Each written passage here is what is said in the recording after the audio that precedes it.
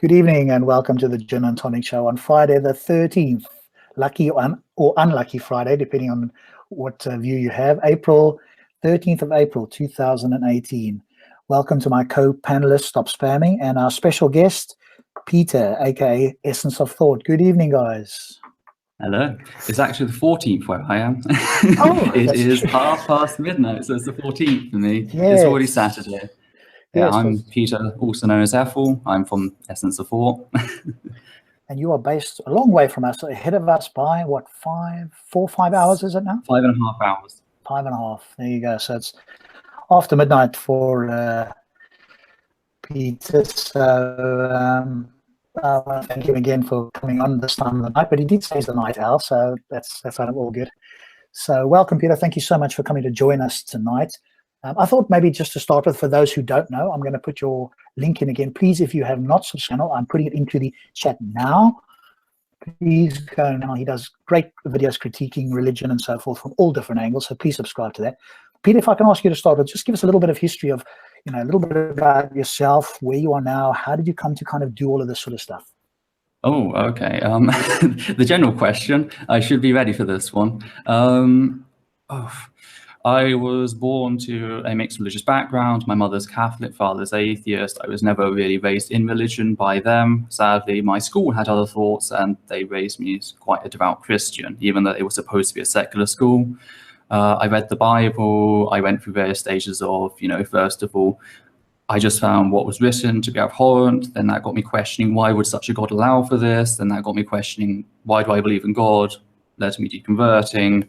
Several years down the line, I just started getting into video making, getting into sharing my thoughts. I actually started on YouTube discussing social topics, so sociology of social values, norms, etc. It wasn't specifically about religion, but then I just started finding my calling. I just used to watch a lot of videos on the topic. I found I disagreed a lot. And if I watch something and I find I disagree with it, there's almost this urge that, okay, maybe I should investigate it a little further, pick it apart in my own video response, put it out, and that way people can make their informed decision. And that's just how it all sort of started. And I've been at the job now for 7 years. It's been a hell of a journey. You've got sort of thousands, tens of thousands of subscribers, haven't you? What is your 24,000 at the moment. 24,000. So please add to Peter's channel there, Essence of Thought, in the description. I did critique Islam early on, but it was only when I started coming across, it was Imran Hussein and then Sabur Ahmed discussing the fitra. That's where my anti-Dawah career sort of picked up, because I critiqued them. Then I attended an event at my university with Hamza, who made the exact same claims I'd corrected them on. I then pointed out how the authors of the proclaimed studies, which did not actually exist, they were a non-peer-reviewed book and work that has never been published, period. And I pointed out these factors, and of course he went on a tangent. And then later on I found out he'd made a video response to me, but didn't inform me of it. And this just ended up going on for a very long time. I spent an entire summer pretty much going back and forth between me, Hamza, and Imran Hussein. It ended with them demanding I come down to London, go to the IERA offices to debate them. But it wasn't debate Hamza himself. He said, if I was at all, truly believing in my arguments, my weight of evidence, then I would come and debate Imran Hussein. It was kind of like, if I had any sort of commitment to my arguments, I had to debate, but Hamza could just pass me off to, at the time, Imran Hussein was tiny by comparison. Hamza was the golden boy of IERA, so it was quite clearly attempts to pass me off. This is before the whole Ashley Madison hack list that sort of tarnished Hamza and forced him to avoid certain topics. But yeah, and it has been since then. I accepted on the condition that rather than the IERA officers, we do a discussion at a London university. It could be a shared event between the local atheist humanist secular society and either the university's Islamic society or IERA, if they wanted to have actual control over it. And they just ghosted me. They went absolutely silent. The moment I agreed, they just, disappeared. A long history there then. That was the start. I then got asked to come for another live debate by a random IERA employee who didn't seem to know who I was and my history. I then got the same from Dawah Digital more recently, who sort of does some odd jobs on the side for IERA. And then most recently, it was Hamza Myatt demanded that I come down to Speaker's Corner to debate him there and give him a public apology. I then told him that actually, you know what, from the money that he steals from people by, from PayPal, by asking that his subscribers and viewers abuse the friends and family system on PayPal, from the money he steals from PayPal on that, I'm sure he can fund flights to Delhi where he can come and have that debate. Yes. Have you got a Speaker's Corner in Delhi then? We don't, but you just do it anywhere. We've got plenty of tea rooms around here. I don't know what it is with some of these guys. They think that Speaker's Corner is the intellectual, hotbed of topics, whereas, all the smartest people in the world do not appear at Speaker's Corner, but somehow they just think everybody can magically teleport themselves to Speaker's Corner as if that's the place. Because there, of course, they can dodge things, they can use their tactics, as, where some of us are well aware. So it's a shame, but you won't get these guys online, will you? I'm quite happy to do okay, I'm not entirely unbiased, but as best I can be. I hosted one recently, a couple of months ago. But I'm quite happy to host something where, like yourself and one of these guys does an online debate. But what's the chances, do you think, that would happen? Yeah, I don't think it will. And after a while, I just started seeing, organized debate, call-out debate, if you want to call it, for what it was. I mean, I appreciate what you people do at like Speaker's Corner, where it's not structured, it's not formal, it's like you go somewhere and you talk about something. And then hopefully, because especially now with cameras rolling, people will be listening to the arguments, they'll be then going back to the points. I know, Stopspamming does a great deal with Speaker's Corner Analyzed, that's the great thing with what you do. You don't see it as the end of the discussion. You see it as sort of like the groundwork in figuring out what the opposition is saying, and then you can later come back, study it, respond at a later date sort of thing. But yes. Specifically with Islam and formal style of debate, I've been very critical of that recently. There is this whole showmanship of, it's the end all be all, how knowledge is found out. I've termed this the Neo-Greek fantasy, the idea of when we think about arguing points, we see old men in sandals around pillars arguing in public sort of thing, rather than, referenced formal review sort of thing. So a lot of it is, quote unquote, the charisma or the level of certainty. I've done a few years of psychology in a specific narrow area, and it's a case of watching now. I pay attention to the tactics and so on, and so now it's the facts are less important. Does somebody come across, quote unquote, as if they have won a debate, especially at Speaker's Corner? Do they sound like they know what they're talking about, even if they don't? Because you can, make all kinds of claims that cannot be verified on the spot, and so that's what it is. And of course, they have tens of thousands of, many of them credulous followers that will just believe it because their Muslim brother says so, and he sounds like he knows what he's talking about. And that's what I think is so great about your channel. You then deconstruct, if not so much the Speaker's Corner, but other videos that people would, post to me, hey Rob, go look at this. This shows your argument, or whatever the case is. And many of the times you have gone through that. So maybe share with us kind of what's the workflow that you go through when you get a video, either somebody sends it to you or you see one. What goes through your mind? How do you sort of set that up to the point where we see the final video? Well, most of the videos I find myself. I have been starting to get a few more that have been sent to me. I've been noticing that. There was a person who asked me to do several specific people, because I get quite a few Middle Eastern viewers actually who are saying that, whilst it's good that you're debating these people, like from IERA, etc., could you please deal with like more mainstream speakers in the Middle East? So I've done a few videos that way that they've sent to me.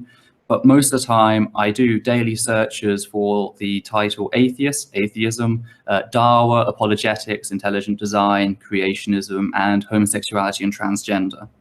I daily check these terms, sometimes twice a day. And I sort by date, because I like to keep up to date sort of thing. And I literally filter through. I have a folder I call possible materials. Whilst looking, I may not actually want to view anything right then. I'll then come back to things when I realize I need a video, and I just watch it. That's the first thing. Quite a few times I can be surprised because people can actually present an argument in their title, and it turns out they're actually critiquing it. So I can be surprised. I can find new people to view, etc. But I just watch through, and then almost it's if I start noticing mistakes and issues with what's being said, I start getting this urge that, okay, I need to correct it.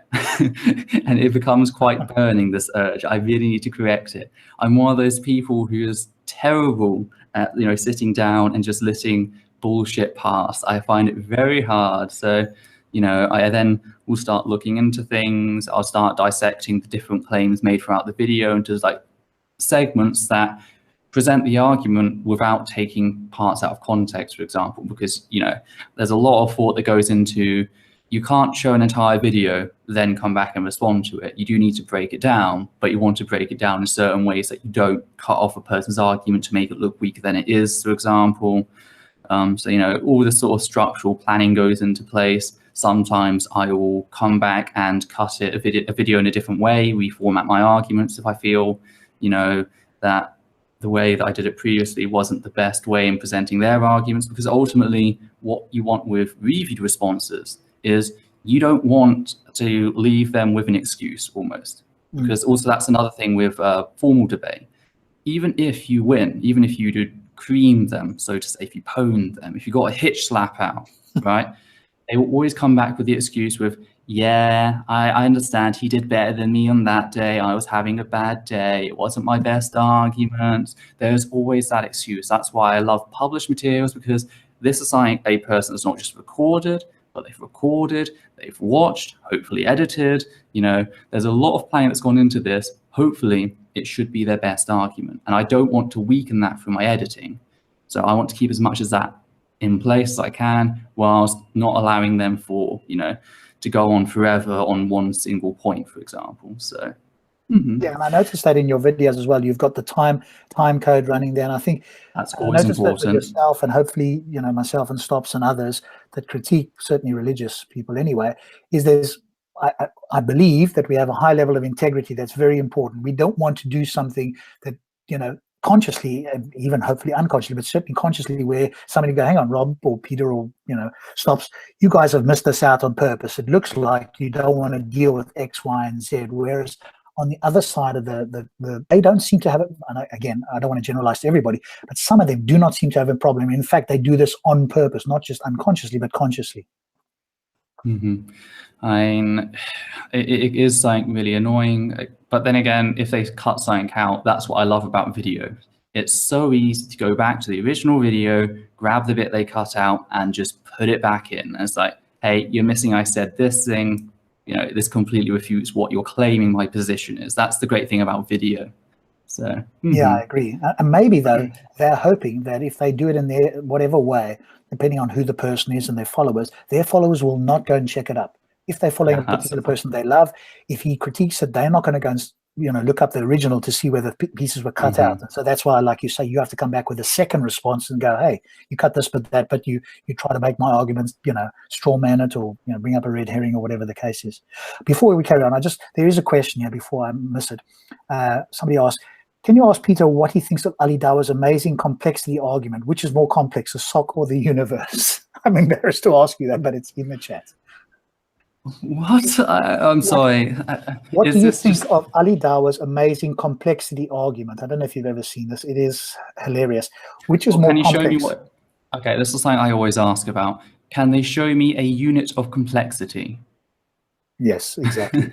It's like complexity is thrown around. It's this very subjective term. It has no actual meaning or application in science. You know, I mean, you can talk about uniformity, you know, all that. You want to talk about thermal decay, but that's still not relevant to what we're discussing. It's also focusing on a part of the universe and then claiming this to be, you know, the universe as a whole is very problematic in itself. You know, it's just, there's so much semantic word salad that goes into that.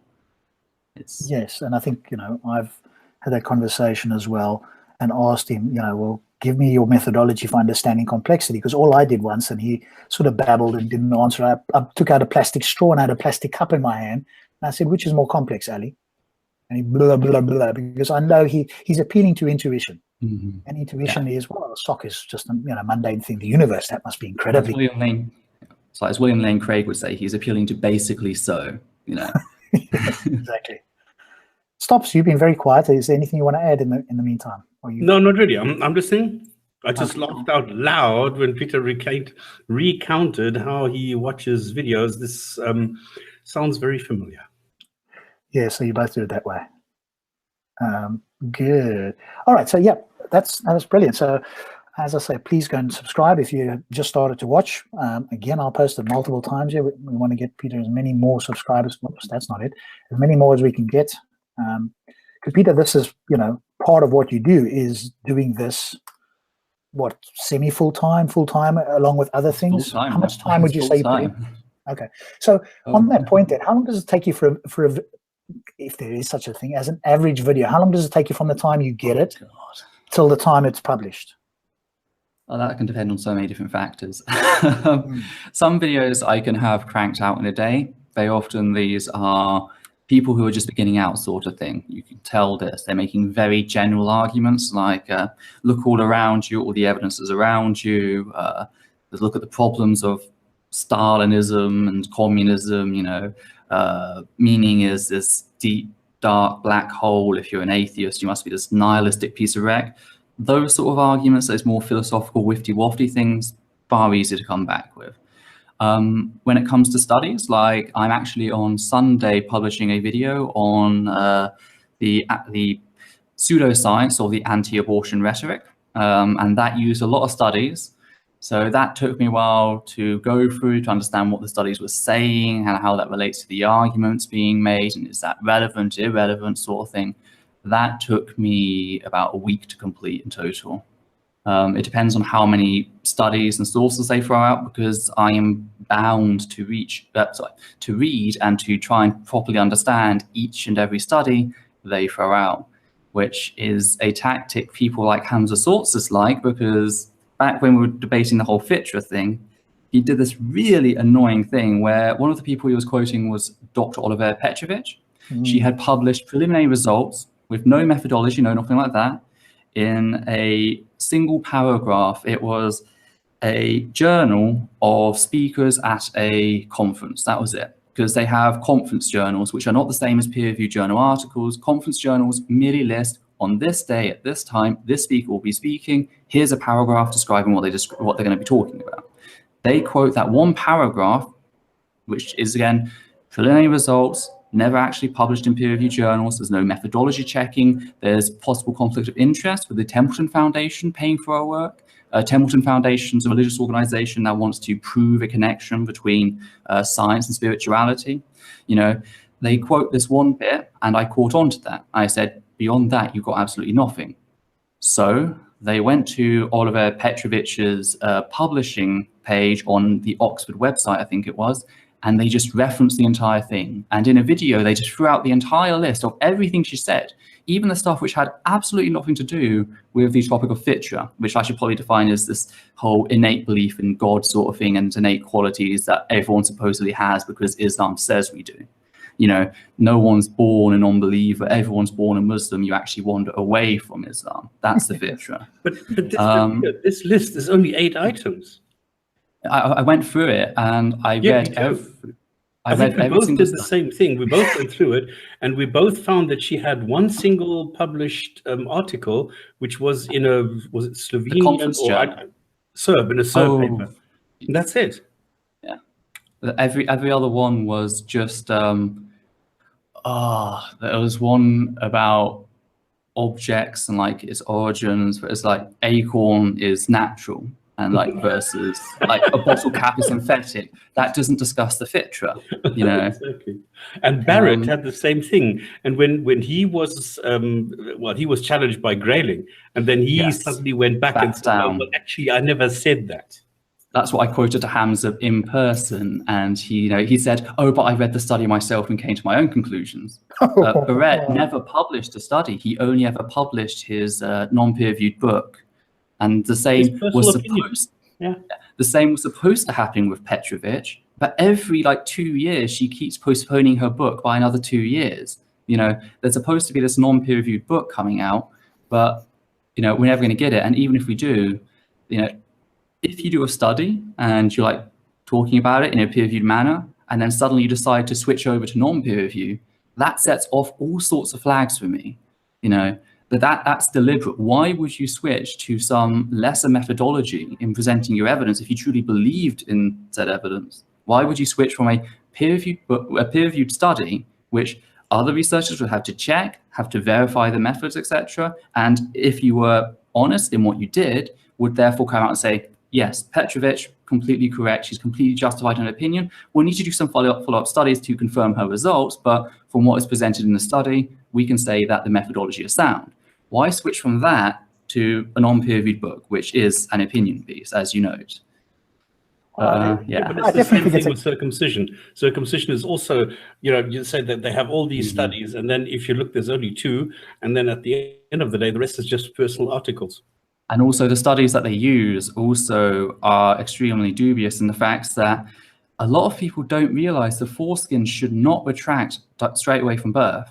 And this causes a lot of parents to worry. A lot of parents who try retract the foreskin before it's meant to naturally retract, and what they do as a result is they tear it, and then because they're not taught this basic fact, that then affects the statistics on early infection rates, which are still very small. There's a lot of misinformation that's used to get the results they want. Yeah, we did a show. Same with the fine-tuning. I mean, there's a couple of these arguments where no matter how often, I mean, now what is coming back is embryology. So no matter how many times you refute it, how many times you debunk it, how many times you rebut it, it keeps on coming back after a while. It's like trying to submerge a beach ball. You may be able to do it for like 5 seconds, but the moment you go try to submerge another beach ball somewhere else, the original beach ball you submerged is just going to come popping back up to the surface. You're just trying to keep all these beach balls below the water. It's just not working. Yeah, I think once you've refuted it and then it's kind of died away for a while, maybe after a year or two, everybody forgets. It comes back. It just pops up again. I want to ask you a question here. This is directed at us, but I'll direct it to yourself at the Stops as well. Should we, and this is from somebody in the chat, should we try to refute religious nonsense or accept the fact that they won't listen and move on to more productive things? Well, it's, challenging it works. That's the fact. Challenging it does work. I think we need to become better in how we challenge it. We need to, for example, tighten down education. We need to make it solid that education is here to teach students stuff that is actually known to be true, that is verifiable, that is testable, that is co-verifiable, even more importantly. It's not here to teach various opinions on, say, the topic of evolution or the topic of whether the sun sets in a muddy spring. It's not here to teach the controversy. It's here to teach what we currently know to be the case. Yes, it's always open to change if there's evidence that comes out to contradict what we know, but until that point, it is negligence. It is a form of child abuse to deny people, clear facts on what we do currently know. I think we need to tighten down education quite a bit.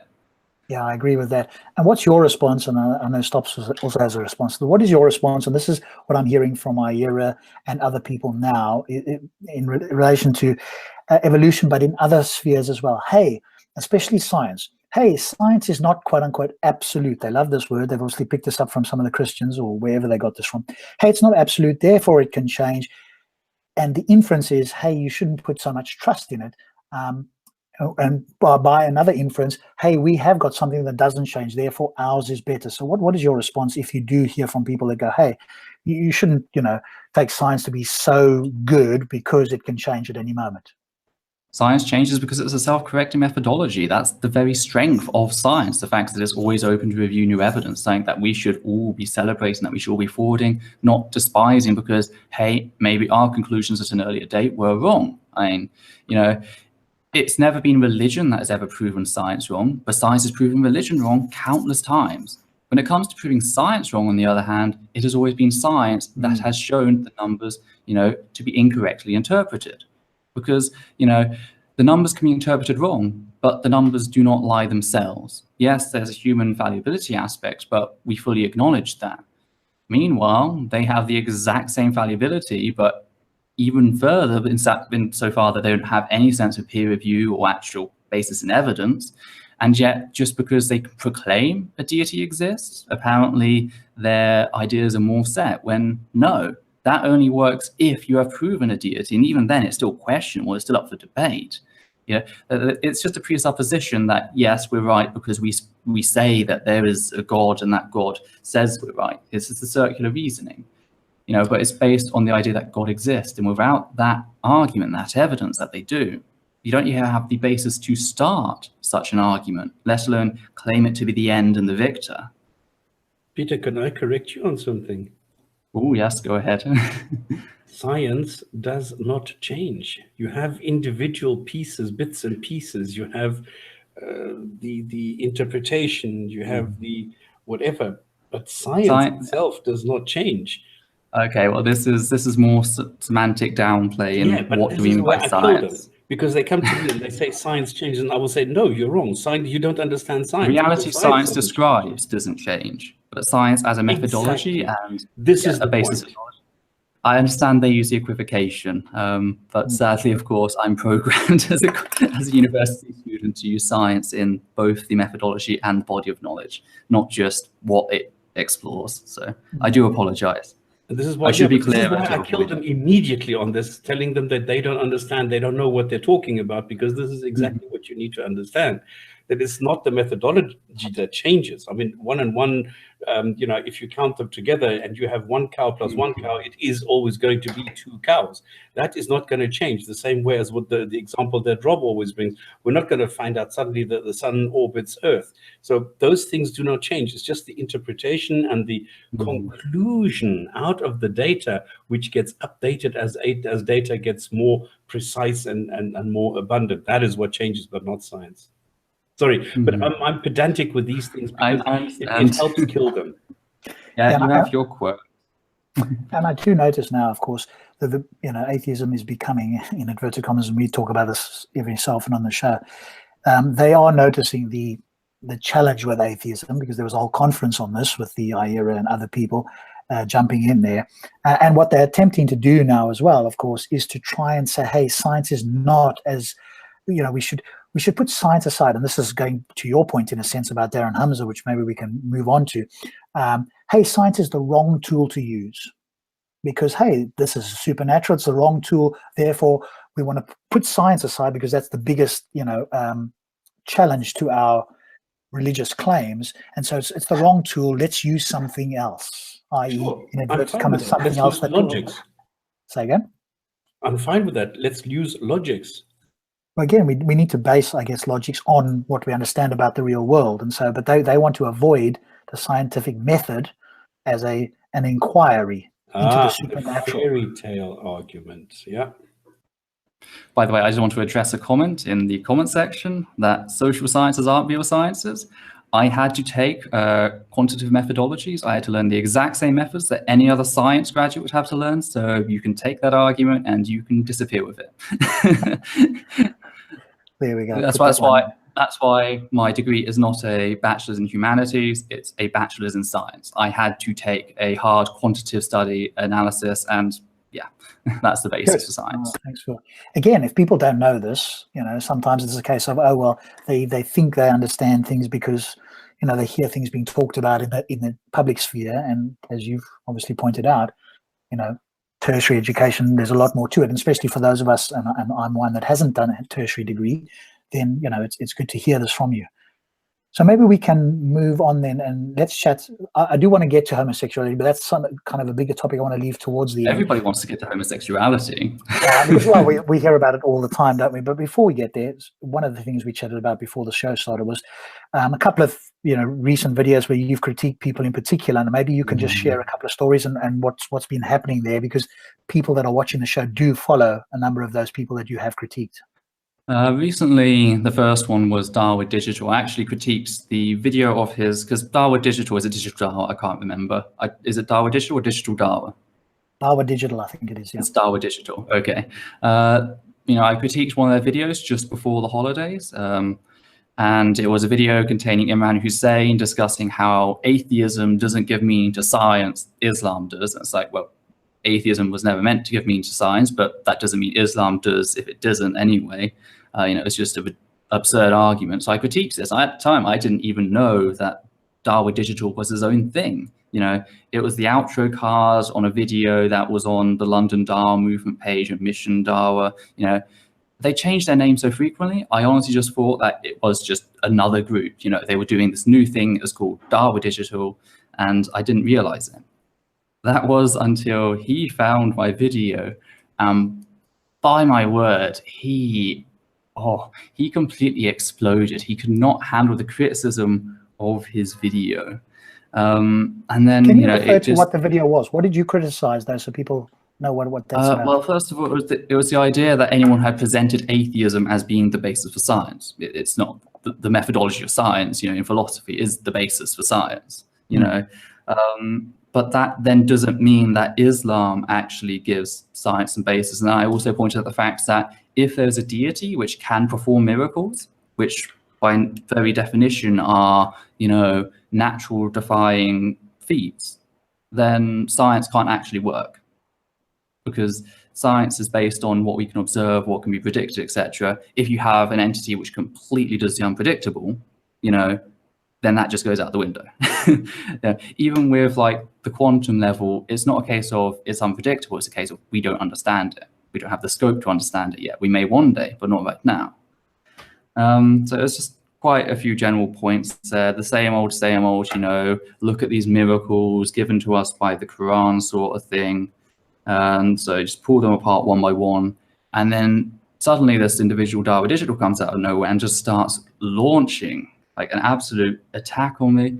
I think it was, first of all, it was like the most ridiculous thing. I think it's because I was wearing 2 t-shirts at the same time, because I had my like channel t-shirt which states that humanism, because I like my justice to be 100% genocide free. I was wearing it over my other shirt, and because I'm in India, I wear double shirts so the top shirt doesn't get sweaty. You know, when I'm like recording, then I can use it for a couple of videos, because it's just a shirt I wear at the outro of my videos now. You know, and he's like, I need to have my head checked, etc. And I just critiques this publicly, pointing out that this comes from the channel that says it's like inspire, educate, you know, debate sort of thing. And it's like, this is not what we're really seeing here. We're seeing some quite childish displays here. And then he attacked me via private messages, kept repeatedly threatening me to expose me, suggesting perhaps that he'd even edit some of the comments I'd made to make me look worse. I just told him, go right ahead, I'll just show evidence to the contrary. And then he just seemed to back off. And I recorded all of this. Then my video got flagged for a privacy complaint. He had apparently gone away, then about a month later came back, decided that, you know what, my video exposing his abusive behavior towards me, that should be taken down. It's damaging his name. It was one of the top results when you search for his channel name. It was one of the top results at the time because it had a very good like to dislike ratio. So he flags that down. Of course, I responded by discussing, you know, where I had found his name, where I had found his image, because both have been made publicly available by him on Dawah Digital's official Instagram pages and his Facebook pages and his YouTube pages. They're just about the place. You know, he's not someone who wants to keep their identity hidden. He's someone who's simply abusing the YouTube privacy system to try and stifle critique. He then flags that video. At this point, Muslims do that? Come on. I was then stuck with the choice that I didn't know how YouTube worked with privacy. Copyright claims, I've dealt with a million times. I can deal with false DMCAs like nothing else, you know. But privacy complaint was a new one for me. So I was a bit worried that the first video didn't have the context of where I found the information for, that video would be watched first, it would be struck down, and then they wouldn't realize the connection to the other video, because again, YouTube's automated system can be absolute crap at some points. So, you know, what I did was I decided, okay, I talked to Udita, who's the content manager for our channel. We decided we'll take down the first video with a very heavy heart, which, considering that the first video was made with very bad audio because I didn't have my audio set up, you know, I'll come back, I'll remake that video a second time, but we'll keep the second video which had been flagged, which the segment he flagged was me showing the official Instagram page of his account. So it's like, surely you realize even YouTube isn't, you know, that bad. And thankfully that video, finally that video stayed up. So that they approved that video. They said that, yeah, we see it as an issue. And then I came back and I recreated the original video, explaining all of the abuse, including the false flagging. And thankfully, since then, he just seems to have backed away. I also kept hammering the facts that this is a person who IERA has employed his services for. So, you know, IERA is not saying anything, but they have a responsibility in associating themselves with people who do these abusive behaviors. Therefore, I'm not letting them off the hook. So, you know, I was making that connection quite a bit, just to keep pointing out, keep jabbing at it, and hopefully people get the message that IERA is not this lovely, fluffy, bunnies, happy organization that they like to present themselves as. Good on you. Yeah. No, definitely not. I think we've all looked into that now enough. By the way, Peter, do you know of any reaction, any kind of well, penalties that those people incur who do these false claims? I've not seen any channels actually receive penalties, even though YouTube does state them everywhere. But thankfully, I've taken to just like putting them out there. Whenever someone like threatens me with like privacy flagging, etc., I do state that, you know, if you keep doing this, YouTube may terminate your account. And thankfully, that seems to get them back down. But honestly, I've never actually seen it occur. I've never seen them. I've seen the same thing. I've had a video taken down first time, then the second time, then the third time. I've had a channel disappear, and then all three videos came back, and the channel came back. But you know, it's always quite stupid. Yeah. Yeah, I think it's all over the show, isn't it? It's just not clear with YouTube.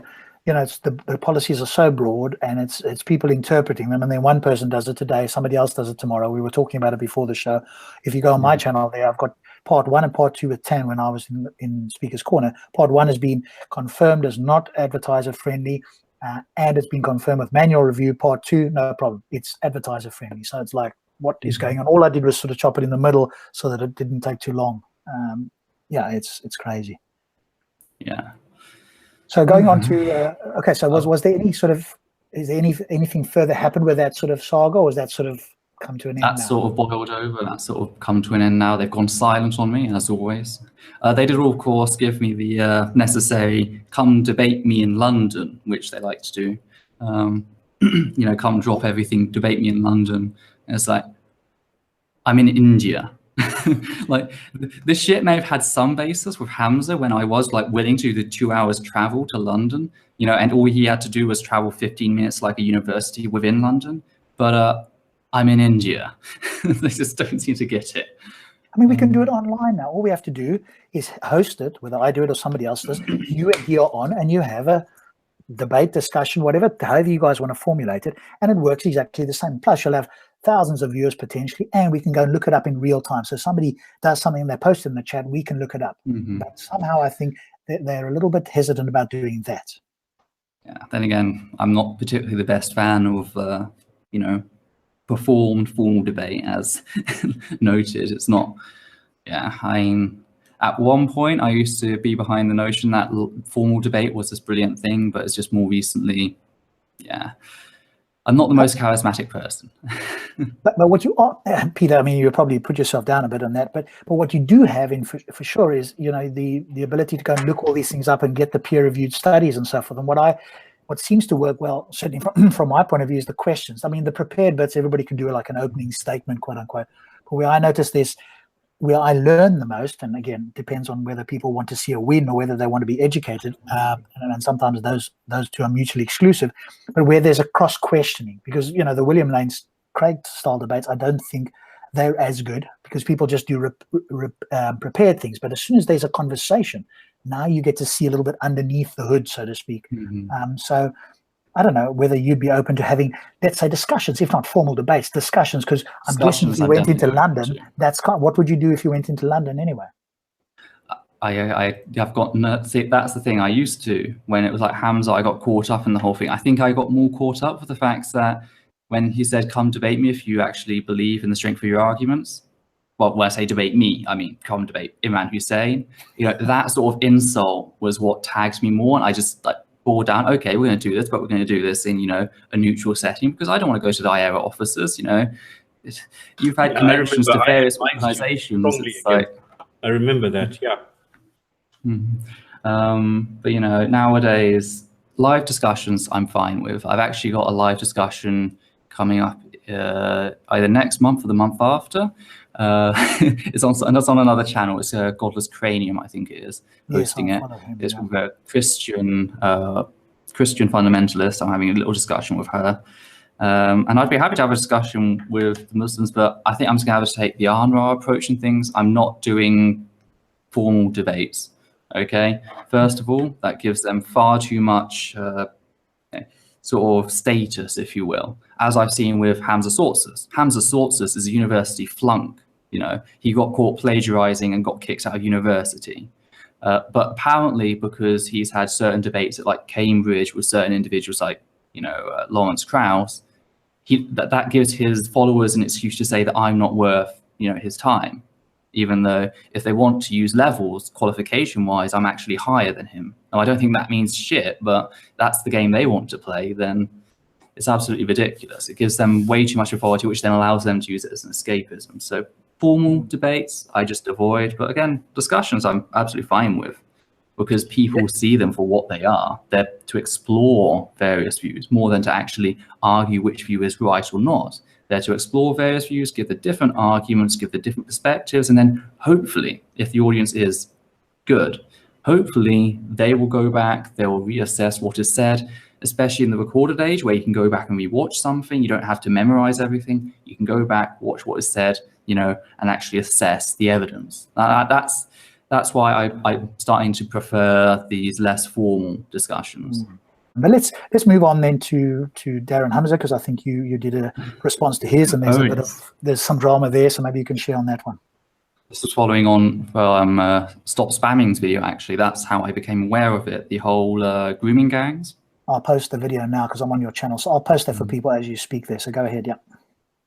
The grooming gangs that have been popping up in different parts of the UK, which have an 80% are from British Pakistani background. There are also religious teachers of the faith who have been caught, who have been convicted, they've been tried. There was one who was sentenced to 6 years for the trafficking and raping of a teenage girl. He only served 3. Now, this was a religious teacher of the faith in a local mosque, and when defending his actions, you know, he completely genuinely believes himself to be a deeply devout Muslim who, you know, his actions had absolutely nothing to do in contradicting Islam. You know, these people were quite clearly devout, and Hamza Myatt, of course, is going around saying, oh, it's not, you know, it's not Islam that's responsible. These people aren't Muslim because Muslim's a way of life. It's not a title or whatever. You know, if you don't live by the rules of Islam, then you can't be called a Muslim, and these people clearly aren't. And I just pointed out, well, okay, that's your interpretation of the Quran, that these people can't be Muslim. Here are 2 passages, and I first of all quoted the passage that people should be at war with those not of the faith. There should always be the war with those who don't believe until there is no more disbelief. I then went on to also quote the facts that captives, primarily slaves of war, could be raped. Okay, 2 passages. Already I can see a clear basis there for these actions. If they believe themselves to be at war with the non-believers, taking these girls captive quite clearly, you know, there were some of the girls, and it's quite hard to describe, but some of the girls were tied down in, you know, the the little playhouses in kiddie parks. There was one specific group that used to take girls there. They would tie them down to the table in the middle, and they would rape them in these little houses inside of kiddie parks at night. You know, these were captives by all accounts. So quite clearly, you can argue justification from this. And as noted, there are culprits that very clearly did state that what they did had absolutely no conflict with the teachings of Islam. Now, Hamza has his own interpretation. I acknowledge that. They have their interpretation.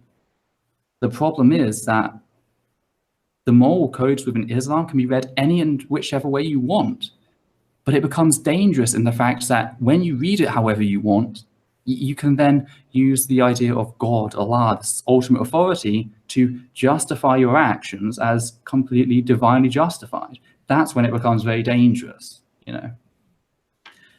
I'm sorry I'm stuttering a bit. Part of the reason I had to critique them was because I am also a survivor of childhood rape.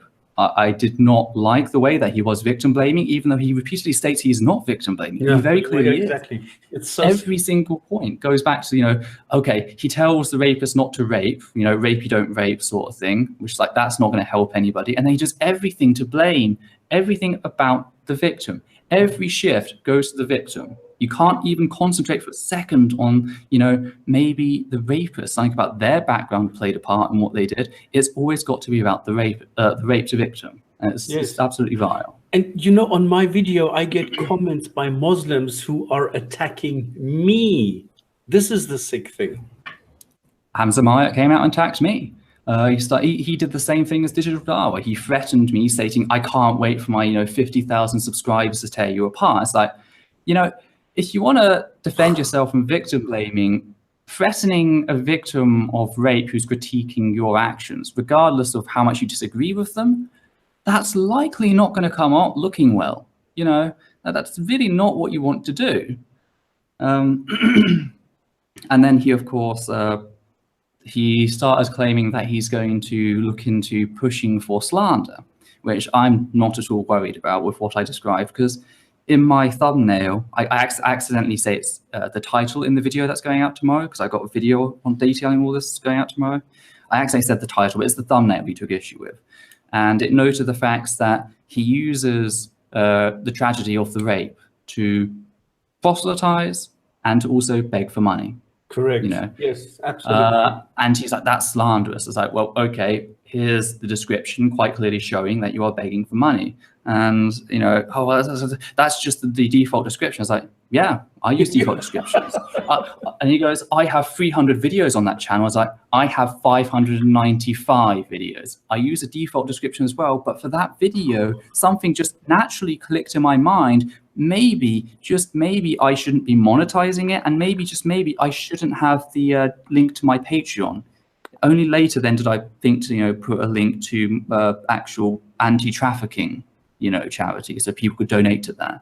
But, I talked to Udita about doing this because part of me was worried that I was profiteering of the tragedy that faces people, and that's terrific. I don't want to do that. But what I needed to be said needed to be said, As someone who's been in that sort of situation, seeing someone like this spew this vile narrative, I needed to say something. So me and my partner, we came to the agreement that, okay, I'm only going to do this video if I disable monetization and I don't link to any Patreon account or anything. And what does that tell you about your level of morality and his level of morality? That's the thing. They're going off the idea that they need instructions to do the right thing. That's why as a humanist, I look at every moral decision I see throughout the day, and I process how what I do is going to affect people, how I'm benefiting off others. Yeah. So anyway, he threatened for slander, and then pretty much I just shut him down, said, go right ahead. But yeah, I also termed I stand by. He was a rape profiteer. He was a vulture, using any tragedy as a means not only to disassociate what the culprits of the tragedy had been attached to, but also to preach and to profit. And it was, yeah. I noticed there's a massive, how can I put it? There's a massive move by the Dawah teams, so to speak, teams, whatever, to try and disassociate these sort of horrific incidents from Islam. They are desperate to try and paint Islam in a wonderful, peaceful, respect women, wonderful westernized version. And anything that pushes against this, these guys will do almost anything to avoid. And so this is what we notice happening. One thing I did notice that someone told me in the comments is the best argument, I completely missed it with my original video, was the fact that he was arguing that these people couldn't be Muslim because apparently Islam says rape is wrong, even though quite clearly it says rape is wrong for the in-group, okay? And that's even arguable. Okay. But then someone pointed out, okay, well, does that mean that they can't be Western, since Western laws clearly describes rape as being wrong? It's like one setting for us, one setting for them, because he was claiming that rape is fully endorsed by Western values. And another thing which was absolutely vile was the fact that he was claiming that he was putting way too much focus on the physical givings. A few of the cases were given things like food, money, and a couple alcohol. Well, he used that to claim that all of them were given alcohol, and therefore, because Muslims can't touch alcohol, therefore they can't be Muslim. At which point I just had to pin him by saying, actually, the Quran, while saying you shouldn't really be drinking, it doesn't actually say anything about, it doesn't outright forbid it, and it certainly doesn't say anything about the sale of it. That comes from one of the 6 main Hadith collections. And I, of course, then brought up Aisha and the rape of Aisha, the 9-year-old girl, the Prophet's youngest wife. I was like, okay, so if you want to say the Hadiths are valid, the 6 major Hadith collections, now you have to deal with Aisha, the rape of Aisha. So it's kind of pick as poison. Listen to this, because I heard this from our, okay, maybe it's a bit of a punching bag and it's low-hanging fruit, but I heard it again in the park, and that's why it piqued my interest. You'll love this as well, Stops. Somebody challenged Ali Dawah on this whole Aisha thing, and this was the response. He married her at 6, but he waited until 9, so he actually waited 3 years. Why would he wait 3 years? I'm paraphrasing Ali Dawah now. Why would he wait 3 years? That obviously means that he waited until she was ready. There you go. No, this is what Hamza Sources used to say. Oh, is it? Okay, I didn't know that. But I just heard that from Ali Dawah in the park the other day. So the 3 years, that obviously means, why did he not do it at 6? He waited 3 years. Therefore, he was waiting until she was ready, and therefore he's an honourable and moral man. That was the response. The sort of thing, if I saw them say that in public, I just... As my nature, I've been a pacifist in general rule, but honestly, that sort of thing, it reminds me of, this is a bit of different, but I was at a meeting. The Christian Union at my university knew who I was. They quite liked to convert me, okay? They invited me to grill a Christian, and during like a halftime break, one of the people came over and started talking to us because we were the atheist table.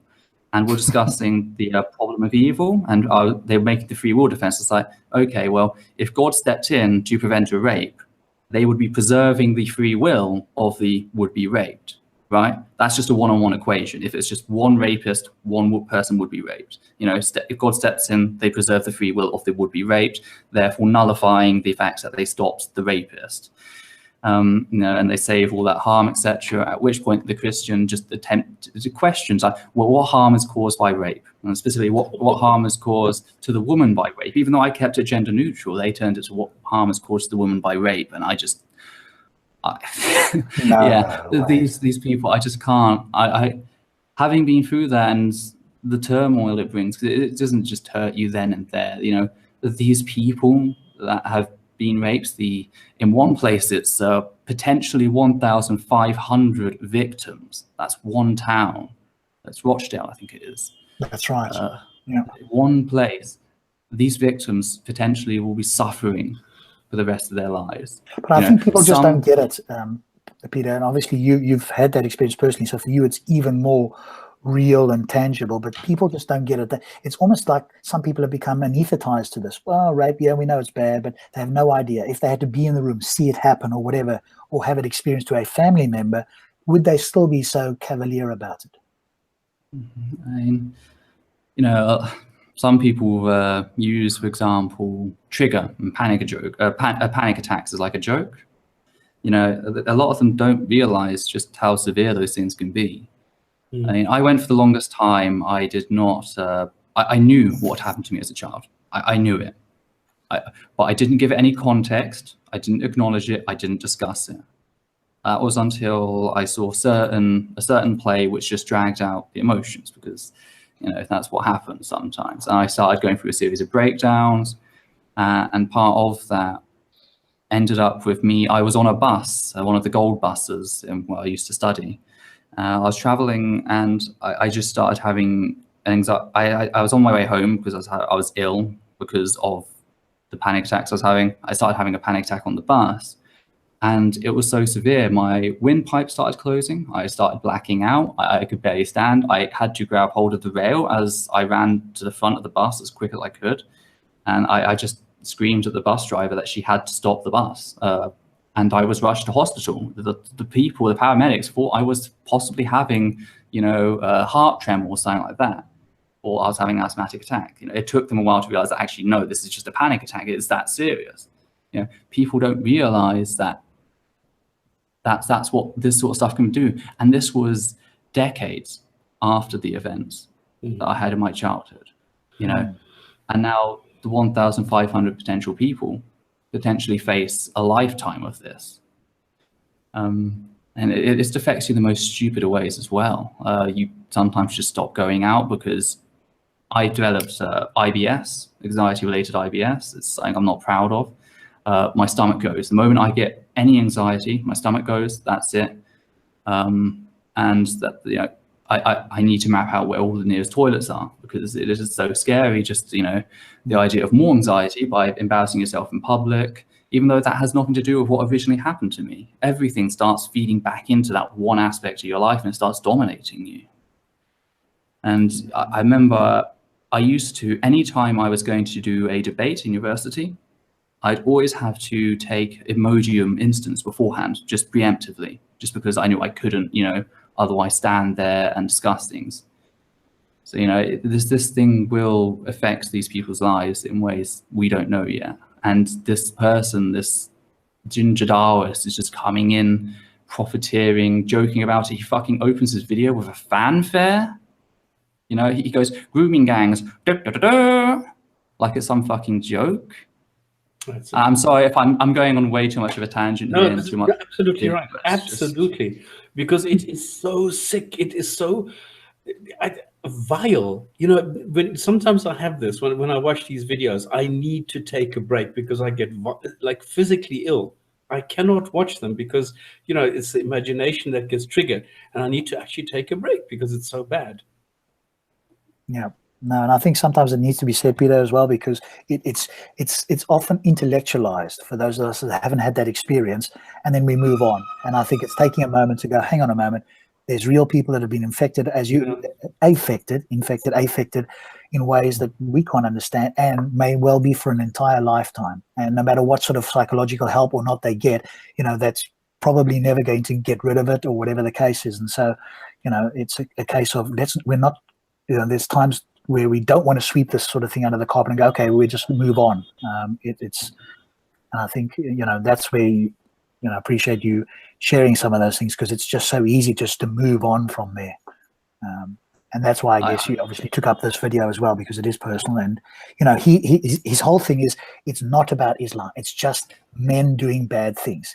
And all of us, I think, can agree here that we can improve the Quran instantaneously. We've all said this many times, by putting in certain verses which just happen to not be there, and allows people to, you know, use their interpretation to do, you know, vile things. One verse: respect informed consent of all persons. It's in the Satanist Bible. Yes, do no harm to any other living being except when your life is under direct threat of violence, would be another one. You know, there's so many we can come up with, but clearly God didn't seem willing or able to do this. And this is the things that they want to press upon us as some kind of moral worldview that's better than anything else. Anyway, I suppose we could keep going down that route forever. And so have you sort of got to the end of that, or is that sort of still ongoing, that whole saga then? Well, of course, I got the video going out tomorrow. Apparently he's going to do a response, but I've had this before. They say they're going to do a response, and then about half a week later, they'll come out and say, you're not worth it. That's what Dawah Digital also did after a while. He said he was going to expose me. I said, when can I expect it? He said, oh, I've decided you're not worth it. Spent 2 days arguing with me, but apparently I'm not worth it now. I like that response. When am I going to expect it? Oh, really? You actually want it? Well, I'm not so sure now. You sound too keen to want it. Well, I don't know about that. Yeah, but I feel left out now. I'm insulted. You've had plenty of stops. Huh? I'm not getting that treatment. Oh, maybe you're just not worth it, Stops. Yeah, exactly. I feel offended. You need more subscribers. You see, maybe it's the fact that Peter's got a much bigger channel. I don't know. I don't know how you get away with that. I don't know how you manage to get so many subscribers without them shutting you down. I don't understand it. I don't know either. I've been watching your chat because I've been friends with you for a good number of years now. I have been watching you go in cycles. Yeah. Yeah. All right, let's move on then, and let's chat about homosexuality. Obviously, the religious, both Christians and Muslims, and probably others, do believe that this is a sin. That that people are not born that way. They, for whatever reason, become like that. And of course, there's therapy, there's this, that, and the other. It's not natural. It's a bug. Blah blah blah. Peter, please, can you attempt to do your best to set the record straight? And I'd love to keep this piece that I can then direct people to whenever I have this conversation in the future. Sure. Okay, can I just ask something before we do that? Yeah. Are there any left-handers in Islam? Left-handers? Left-handed, because it's the same thing. You are born left-handed or right-handed. In Islam, the left hand is a no-no, the right hand is the good hand, and I've never seen a left-handed person in Islam, a Muslim who is left-handed. So how the hell do you work that? Because it reminds me of exactly what Rob was saying just now. If you are born that way, well, you're born a left-handed person, but for some odd reason, I've never seen a left-handed Muslim.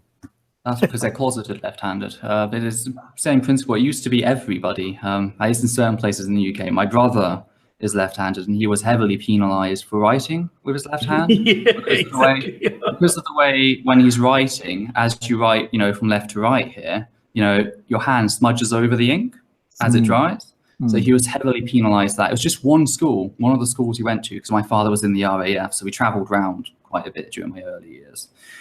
Just one of the schools randomly came completely down on him, and my mum absolutely hated it, But yeah, people can be forced to hide it. That's nothing really new. So I think that's probably it. Okay, sorry, I didn't mean to open a new thing. I just thought, not a problem. There's a parallel there, how you are built, how you're convinced afterwards. Right, but 1 hour and 5 minutes. I want to come back to this. So, Peter, can you go ahead and share whatever level of detail you wish? The floor is yours, and give us the scientific views and whatever evidence you are able to marshal at the moment. Well, the problem is there's no studies that you can go to that demonstrate that it's natural. that's the one thing. There's only sort of one way that you can argue that, and I'll come towards that at the end. But how do we measure what is natural versus what is not? There's sort of two ways that we can look at this: there's macro and micro. The macro view is we can just look at what they would class as God or Allah's design, and we just class as the natural world. So, we can look at the facts that homosexuality has been recorded in over 500 sexual species and is so prolific. It is thought to be, unanimous throughout all sexual species. And these include swans, ducks, penguins, dolphins, lions, they're pretty famous about it, even reptiles like geckos. I mean, there are some extreme cases that are quite abundant with it. One being giraffes, in how, and I feel sorry for the researchers who had to do this. There are 2 different studies that analyzed giraffes and specifically their mountings. And one study found that 65% of all mountings between giraffes were male on male. And a later one found that 90% of all giraffe mountings are male on male. So, we can observe these sorts of things throughout the natural kingdom. And the same goes for our closest biological ancestors, bonobos, where it doesn't just occur, but it occurs as a social practice, closer to what we have. It's a social practice. It's a role. It's a way of showing commitment, showing relationship, etc. And it's also not just male homosexuality, which is typically the most focused upon of sexualities when it comes to humans or the animal kingdom. It's also female bonobos are notoriously we'll call bisexual, if you will. So sexual variance within the animal kingdom definitely exists. So from that perspective, it's completely natural. Then, of course, we have the micro perspective, just humans, just looking at humanity. Well, David Greenberg, who is a sociologist of sexuality, he compared evidence from all around the globe, and there's this one notion that keeps coming back. It's, we'll call it the queer shaman. Right? And this can be either focusing on elements we today, because remember, language evolves, understanding evolves, things we typically associate today with being transgender or gender nonconformity, or it can be focused on sexual aspects, so homosexuality and bisexuality. These are so prevalent not as people, but specifically social practices. And there's a big difference here. Social practices, that they must all share that common social practice origin. You know, you can sort of like you can trace languages to like a root dialect, for example. You can do the same with many social practices. Sometimes they can emerge on their own, like a almost convergent evolution of social practice. But the idea of the queer shaman is so prevalent that it's argued that the practice likely originated from the late Paleolithic era. So that's 10 to 12,000 years ago, long before Islam, long before Judaism, Hinduism, any other religion or creed or anything like that. You know, homosexuality, bisexuality, being trans, it was not just around because we believe it to be around since the dawn of humankind, but can't argue for that. It was socially significant. It was embodied in their rituals, in their tribal narratives, and it's existed along that time period. We have so many great examples throughout every culture and history that we can look at. We have Greeks leaving cave paintings, you know, describing certain acts, you know, writings on walls, etc., which aren't actually said in a joking manner. The way that the language is describing it describes it as an act of conquest. So I am happy I slept with this man, even though I am quite clearly another man. We have, you know, key individuals throughout history, such as Sappho from the island of Lesbos, where you probably may have heard the term lesbian comes from. The island of Lesbos had a school which, similar to the male Greek counterparts, practiced quite a bit of same-sex relationships, and they were written about in poems. They were practiced by various teachers who were bisexual or gay themselves. You know, but this was a school of female students, so that's where we get the term lesbian from. You look back at Hadrian. We all know Hadrian because we all know Hadrian's Wall, one of the most famous British monuments in existence. You know, the inspiration for the wall from Game of Thrones, etc. Hadrian, being described as one of the great 5 emperors of Rome, was notoriously gay. Like, we're not talking, you know, there are like hints that he may have been gay. He was flaming. His main partner was Antonius. Antonius was, I'm trying to think, a male mistress, if you will. And then through a series of events, Antonius sadly died. They died in Africa, and now there's a lot of conspiracy about whether they were sacrificed or something, because, you know, there's nothing that Christian narratives like more. There's controversy about this sort of thing. But what happened afterwards, Hadrian was so distraught by it that he renamed a local population center and city, you know, after him, and he pretty much deified them. He turned, you know, Antonius into a cult. You know, erected statues, had memorials to them, this sort of thing, and turned them into a Roman deity. Throughout history, we can look at the Norse, who took what was a common sort of perspective on it. It was sort of frowned upon, but it wasn't hostility towards it. You know, the way that homosexuality was looked at in the Norse world, for example, so, you know, mainly Denmark and Sweden, lesser extent Norway, because it didn't actually have that high of a population to begin with. Later on, it did. But there we found that a lot of the stigma attached to it wasn't attached to the act itself. It was attached to being bottom. I'm guessing you know what the terms bottom and top mean. They're characters of, you know, dominating versus submissive gay men. And the reason there was stigma attached to it in Norse culture was because part of that culture, and this existed for other cultures as well, when you conquer somewhere, rape was a thing. Conquest rape was a thing. The Norse, however, wouldn't just stop at the women of that place. they would also rape the men, and therefore to be the bottom was seen as demeaning because you were equivalent to a conquered nation or a slave or someone like that. But there are stories, we've got records of gay men as they got older, because they were also expected to pass on the family name. But as they got older, moving into households with other men under very dubious circumstances. It's sort of circumstances that queer people, when we hear historians talk about it, we sort of give each other the shady look, like, we know what was going on. There's quite a few events like these throughout history. In South America, we had, there was a deity whose name, Tlazatotl, I think it was something close to that, Tlazatotl, I can't pronounce it. It's not the serpent deity, it's another one. They're quite close in pronunciation, but their name literally translates to eater of filth.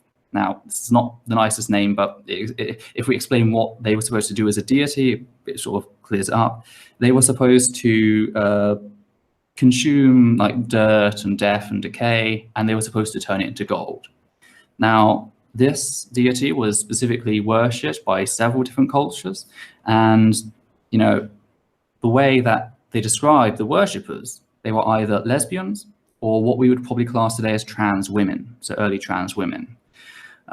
We see similar things happening up in North America in certain tribes that had inclusivity in certain ways, differing degrees of, like, you may have heard the term two-spirit to refer to LGBT plus people with very cultural significance in native tribes in Americas. It depends on which tribe you go to, whether they actually had this sort of recognition, and if so, what type of initiation was involved. But they were around, and that's very definite. Sadly, when the 4th century Common Era occurred, we had the writing of the Theodician Code. This was during the Christianization of Rome. The Theodician Code was the code that finally outlawed. It's the first law that I know of that actually prohibited same-sex marriage. Before that, same-sex marriage was just a thing.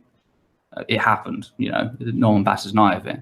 Then came the Theodician Code. It prohibited it under punishment of death. This is because of the Christianization of Rome. They were placing their own laws, moral values, etc.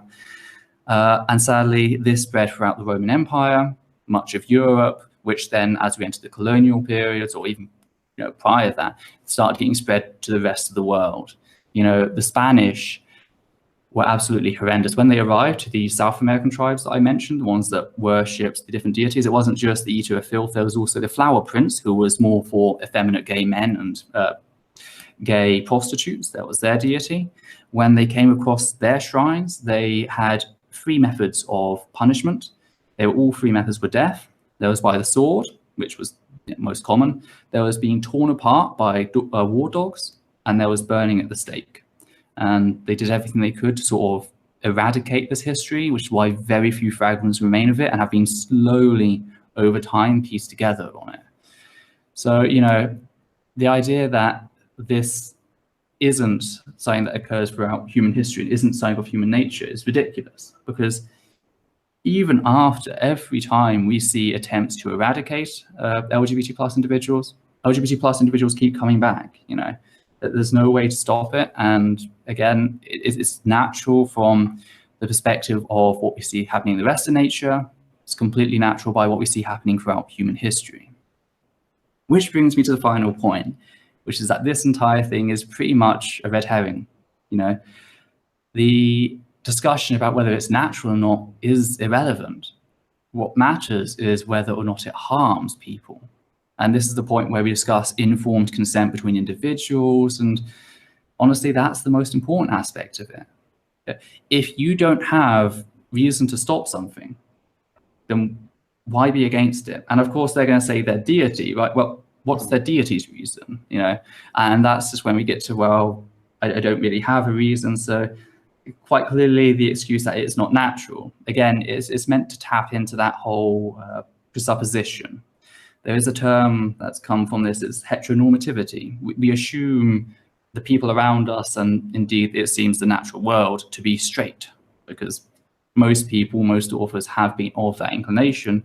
They've written the world through their eyes, and that's how they describe things, and that's how we then think about them over time. So yes. Cool. Let me play a little bit of devil's advocate for you, but also, and this question goes to exactly what you've said, which is, and I think you've obviously expounded upon it, but maybe you can give a shorter answer to this, which is, here's somebody clearly in the comments, and I hear this a lot as well: abnormal sexual behavior among animals and humans is unnatural. Your point is, question mark, just because it exists abnormally doesn't mean it's our nature's designed to be a pedo, have incest or sex with animals. But that's the thing. Pedophilia is natural. It's not moral, it's immoral, it should be punished because it goes against informed consent. You know, cannibalism among animals is completely natural. Hamsters are the biggest cannibals on the planet. You know, they will eat their offspring. That is natural. That's not abnormal. That is hardwired into their nature. That is a very aspect of their nature. Does that make eating your children correct? No. I'm not making that argument. That's the thing. When they make the accusation, homosexuality is not natural. Sorry, homosexuality is not natural. They're implying that it's because it's not natural, it's not moral, when really, it is natural as just evidence. You can say, well, evidence that disagrees with me and shows that it is natural is abnormal, when what the fuck is that? Pardon my language. But again, the point is, the reason it's okay, the reason it's moral, is because it's between two consenting individuals. And if your deity really is that petty to have a problem with it, then maybe you need to assess your deity again. I mean, the thing that I hear from people is, hey, it's abnormal, as you say. What does that mean? I.e., it's not. So a couple of things. One is it's a small percentage, and the religious want to make it sound as if it's a defect, either a biological or a psychological defect, and it's not really how God wanted it to be. Now, obviously, God created people perfectly, but there's these, not through God's fault, clearly, but there's these defective people in some sense, a small minority of them, and so what we need to do is kind of fix them. Right, and that comes to the whole idea of reparative torture. What are the alternatives to allowing it? I should have gone to this, perhaps. The only alternative to accepting is either ignoring, which can be a very delegitimizing approach to, you know, young people who are LGBT+, or reparative torture. And that's what it is. It's reparative torture. They often claim it to be reparative therapy. It's never been demonstrated to be effective. What's more is that every, you know, analysis of the impact it has demonstrated it to be so harmful that it is recognized as an international human rights violation. You know, that's the alternative. What do they call it, though, Peter? They don't call it reparative therapy. They call it therapy. They call it right. reparative therapy. It's reparative torture, though. Okay, that's all it is. And this is a demonstrable fact.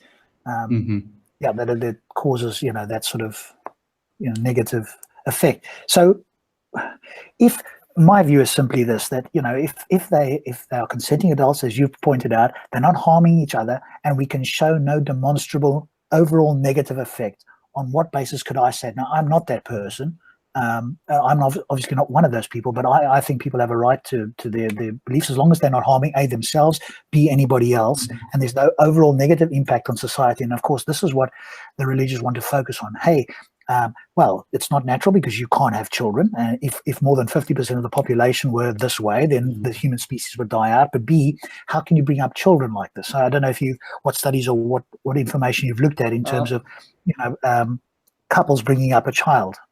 In the Netherlands, studies show that lesbian couples raise children more stable, more confident than heterosexual couples. If they want to play that game, we can play that game. Same-sex couples between men have the same levels of confidence and stability as heterosexual couples. Same-sex couples between women, better stability and confidence. Now, this is thought to be because of a lack of toxic masculine ideals, i.e. both parents are more willing to be socially open about their feelings towards their children, and that helps the children's development. You know, that's why also we need to sort of help men understand that emotions are not this weak thing, that if you have you know, a psychological condition, get help for it, be open about yourself, and that will also benefit everybody. So well, there was a point that I was going to raise there. Stops if you I should note on this.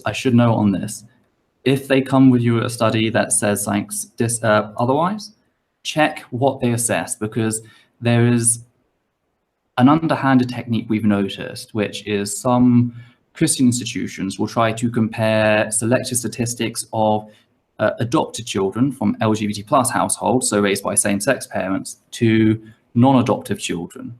Now, this is problematic because, of course, you know, a child who's been through the adoption system has had a lot more strains that a non-adopted child has not. So you have to compare adopted children between heterosexual couples to adopted children in LGBT plus households. Okay, so you've got to make sure that they're both adopted, obviously, and not, yes. because that as you quite rightly say. But I mean, that shows an effect everywhere, doesn't it? Whether it's adopted children are, you know, don't emotionally grow to whatever degree as generally speaking yes. So that's why you've got to reduce the extraneous variables, the stuff that you're changing about the two different groups. Decrease that as much as possible. That way you can focus just on the one aspect, which is, you know, the effects having LGBT plus parents has on you. And I think it has to be said, what's remarkable is that this same level of confidence and ability comes in spite of hostility towards LGBT plus individuals. You know, this is not so much in the Netherlands, which is possibly why they're one of the best in this field. But, you know, there's a meta-analysis. I should actually go through and dig that out. I'll add it to the comment section after this video. There's a meta-analysis which covered, I think, 30 or 50 studies on the topic of adoption. And they found that the vast majority came to the conclusion that children raised in same-sex households were just as, you know, psychologically well-founded as those raised in heterosexual households. So I will go find that meta-analysis. I'll definitely add it to the, if afterwards, I'll get some of the studies from you, if you can, and I'll post it into the description so that people can then go and ascertain it as well for themselves afterwards. Great. Stops, have you got anything you want to add there? Well, not really. I just want to make a statement that anybody who's been or who was brought up on a South African campus will know the no Pufta sort of sentiment. There were a lot of prejudices, and over time, after evaluating certain things, after being confronted with them, and people then saying, "Well, what is it that you really think about that?" I realized that I had never really thought about it. I just sort of taken on this thing because it was popular. And I changed my mind because I started thinking about it. And then it's exactly arguments, the way that Peter presents them, which is the rationalization, the making, you know, the facts known, instead of just this emotional impact that it had on me as a student. Actually thinking about it made me change my mind on this. The same way when, you know, people ask me, well, what about pedophilia? Why don't you change your mind on that one? Well, excuse me, I have thought about that. And yes, I like girls, but there is a limit to the age that I will accept as I get older. And yes, I had sex at a very early age with what I would consider today underage girls, absolutely. But we were the same age at this time. At that time, so there's a difference. So if that's I also think the about proximity effect. now, I will not, and I will never change my mind on slavery, on pedophilia, on things like that. Where I have changed it is, for example, on same-sex marriage and things like that. That's all. Peter, can you go into, first let me ask you this question, but then perhaps you can talk a little bit about informed consent, because you did sort of cover it briefly, but maybe there's a little bit more to say on that, because it obviously covers pedophilia as well. But here's a question typical from, you know, from some Muslims anyway. Homosexuality is a disturbing sickness. This is, I'm quoting from the chat. If the gay behavior is socially accepted as normal, it is the fitra and leads to moral degeneracy, I think it is. So this is typically the view that, hey, if we accept this quote unquote disturbing sickness, then if it becomes the norm, then it'll lead to, you know, morals being lowered, let's call it. And obviously you've argued that's not the case. Well, I mean, you just have to look at like nations who are hurtling ahead in the rights. For example, Scandinavian nations, continental European nations, the UK. You know, they haven't become these moral degeneracies. It's the same sort of argument as the idea that if everyone became atheists, we'd be living in this Stalinist, Maoist, nihilist hellhole, you know. Exactly. You just have to look at it as like, that's not how it's worked. I mean, there was one study, so I'm remembering all these studies, I should have written them all down. I was trying to keep it, I didn't want to go into any actual like study and like hammer it in, but looking at like property values go up if an LGBT plus household moves to the local area. It's like, I know it's the most mundane thing. This is like so difficult to understand. We think it might have something to do with the fact that with LGBT plus families, there is extra pressure to achieve, because in the same way that, you know, people were talking about like Obama when he was president, any mistake made by an LGBT plus family, which is quite visually LGBT plus, is then going to be used as sort of like an example to attack the whole LGBT plus community. We're well unaware of that, you know. So it creates this sort of tension where, okay, well, we've got to strive to do extra steps that most other people wouldn't. And that kind of comes back around in, as I noted, just increasing the property value of the local area. Because they will take out to do a lot more home improvements, to take care of their lawns, etc. And it's just all these little things they do just to be the best LGBT plus family they can be. And it just comes around in such strange ways, far from being moral degeneracy. And do you think that there's partly a social pressure on that, i.e., you know, they feel as if all eyes are on them, and so now we've got to be super, you know, amazing just to fit in? It's a counterweight effect. You know, everyone's telling them that they're going to fall apart, that they're going to fail, etc. So they overcompensate, if you will. You know, they do things that other families just don't think about because they want to be the family. They don't want to be, you know, a stereotype. Yeah.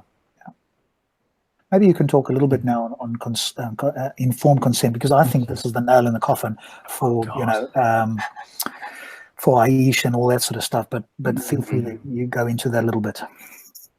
Informed consent is just, I mean, honestly, as noted by Stopspamming, you know, there's some level of discussion to be had, for example, with two people who may be below what we typically consider to be informed consent at the time, you know, but they're both of the same level. So, for example, two teenagers who are both 15 years of age having sex, you know, there's a bit of complication there. You know, for me, that's absolutely fine, because neither individual is like, it's not a predatory practice where one individual has full knowledge of what occurs and the other individual is not able to consent, sort of thing. It doesn't matter the gender in that respect. I'm not one of those people who believes that, you know, the boy is always guilty. That's an absolute crap narrative.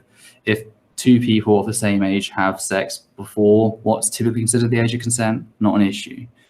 When it comes to rape, of course, we're talking about, you know, two people beyond that age, typical informed consent.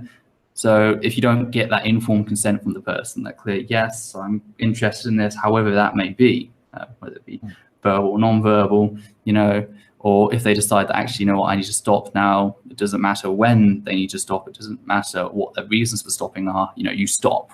When a person says, I don't want to do this anymore, you don't do it anymore, you know, that's more simple. When it comes to predation and paedophilia, there's also this element that the predator understands informed consent, the prey, the victim doesn't, you know, and that's why it is extra vile when it comes to that. You know, and age does become a factor, so can, you know, parental aspects become a factor, because it's not just, you know, it's not just children who can't give informed consent. For example, prisoners can't give informed consent to prison wardens because there's unequal power displacement. And that's why, you know, incest between, say, a child, even if they're in their 20s or even 30s by now, having sex with a parent or an uncle or an aunt or something, you know, there's still an undue influence of power there at play, which is why that's immoral. That's why I'd class that as immoral. Let me ask you on that point, because I was asked this at one point. For me, whatever the best science says is where I will go, whether I agree with it, whether that causes me some concern or whatever the case is, whatever the best scientific evidence is, that's what I'm prepared to go with. So on the case of incest, for example.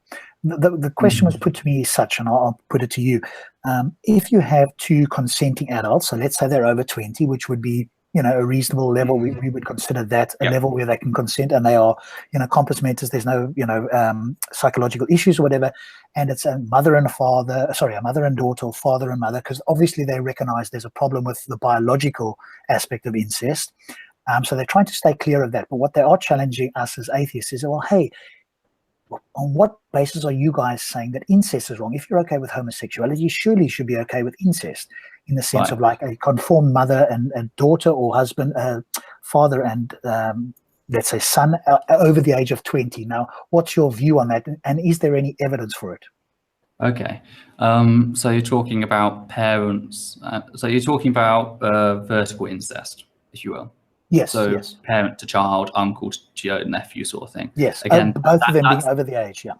I have to go back to the idea of the undue influence had on that person from when they were born. It's the same reason that I can agree, for example, polyamorous relationships. I cannot agree with it in a religious setting, and that's because very often in, say, Mormon or Islamic settings, there are expectations and pressures put on people to engage in such activity. If it occurs on its own, sort of thing, without that pressure, then I'm okay with being polyamorous. I'm okay with them being married even. I'm okay with them coming up to a contract on that.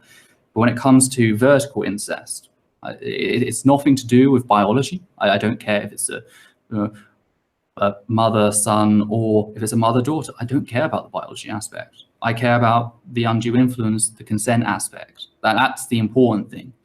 And it may not be so hard to hammer down, but we know that's why we have ethical discussions. That's why we have discourse on the matter. Expecting easy answers for very complicated questions is the easiest way for religion to sort of sneak in, because that's what it likes to offer. It likes to offer these easy answers. Whereas, secular philosophy sometimes gets us to examine things and think about hard truths. I mean, if it comes to lateral incest, like cousins, siblings, etc., here's the thing that completely throws over the car, and I might be completely torn apart over this in a couple of seconds. I don't have an issue with it. I know there is a biological implication of 0.015% increasing to 0.03% genetic abnormality, but drinking causes far more issues. If two loving people, I don't care about siblings or cousins. I really don't. I think it's such a null issue compared to other topics that, honestly, that may be controversial, but yeah, it's just, there's no basis for that. Because I think also, they've found that first cousin marriages. Now, you may not be referring directly to that, but first cousin marriages, there's been some studies, and they found one interesting one in, I think it was Saudi Arabia, where they were training some of the pilots, and they could not see at night. Their night eyesight was just gone, and they obviously, through a bit of research, they found out that a lot of it was inbreeding and first cousin marriages, because of course that is not forbidden in Islam. In fact, it's not sanctioned in the sense that it's written there, but it's not forbidden, which means it is okay.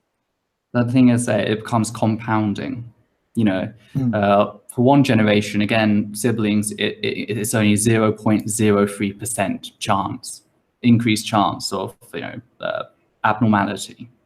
Whereas if every time you do it, you keep compounding those chances, and it keeps increasing. So that's the issue. That's how you end up with, for example, the European royal family.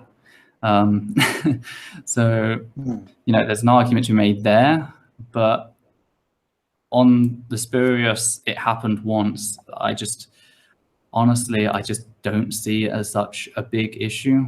If they have a child that has a disability, so what? I think that would be a little bit controversial, because I think people would obviously push back against that, in the sense of going, okay, there does seem to be, if not a correlation, a strong correlation, if not a causation for cousin marriages and so forth. But I wanted to get back for a moment to the incest. So from your point of view, is it more your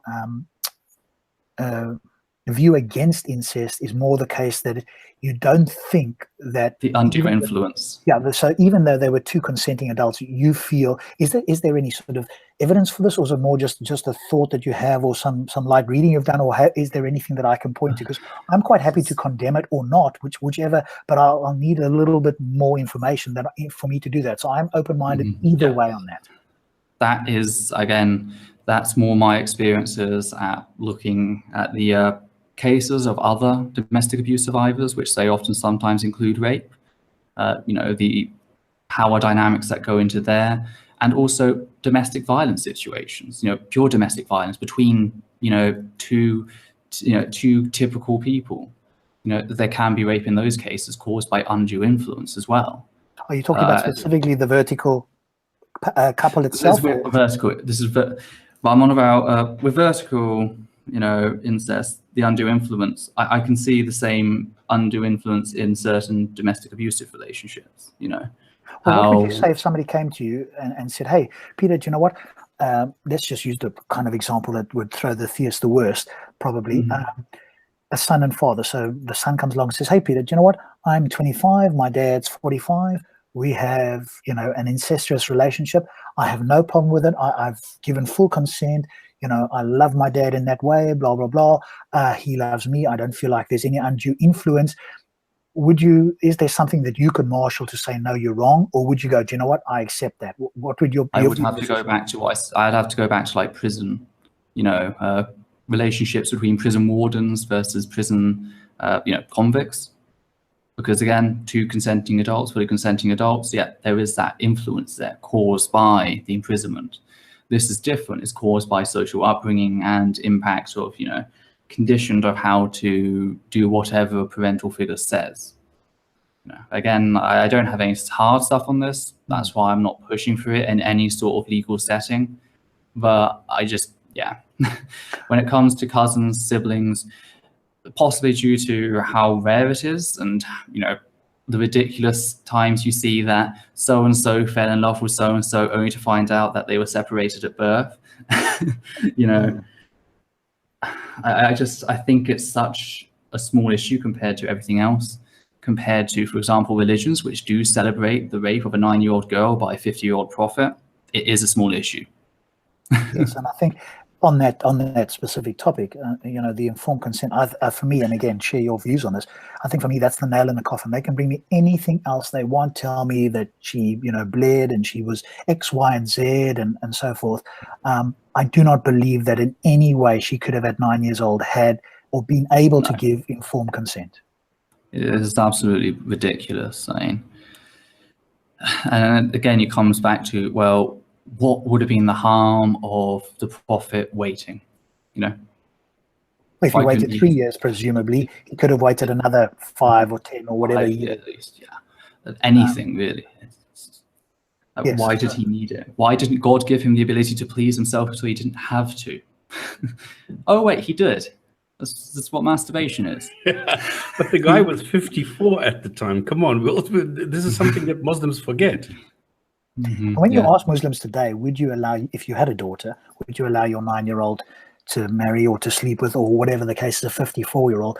And then they're very cautious, and then you might hear some of them go, no, it was only for that time, or only even for the prophet. However, as we know, millions of people follow this example.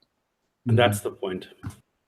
And if you claim that your prophet A is not the example to follow, or B, that it was only for that time, then we wouldn't be talking about this. We could still look back and go, okay, from today's point of view, that's wrong. We understand that's what they did at the time because they didn't know any better, etc., etc. And we can still say it is wrong. But if they're going to claim that he's the example to follow and that, in fact, other people can and should do this, then that's where a huge problem comes in.